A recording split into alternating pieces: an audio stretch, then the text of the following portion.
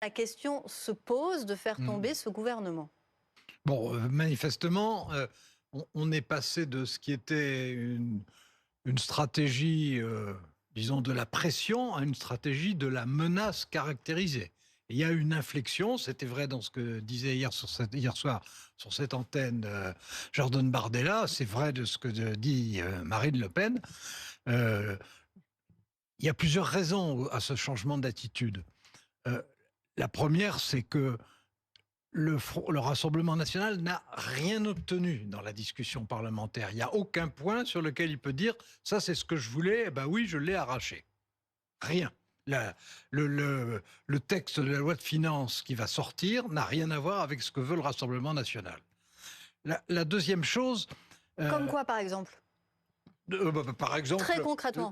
concrètement, le Rassemblement national a des demandes très précises sur la TVA ou a des demandes très précises sur le prix de l'électricité, l'augmentation ou pas, et cetera. Ils ont des Mmh. demandes. Bon, ils n'ont pas été écoutés, mais ils le disent, hein, je ne l'invente pas, c'est eux qui le disent. On n'a pas été écoutés. Ça, c'est la première chose. La 2e chose, c'est qu'on voit bien qu'on est dans une situation, pour le gouvernement, qui est extrêmement difficile. Le gouvernement, aujourd'hui, je dis pas est aux abois, mais est littéralement encerclé par des problèmes.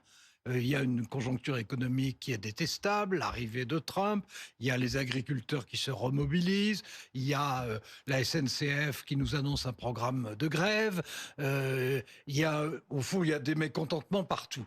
Alors il y a une partie des mécontentements évidemment qui vise encore Emmanuel Macron, mais il y a aussi une partie qui maintenant vise le gouvernement parce que c'est lui qui présente sa loi de finances.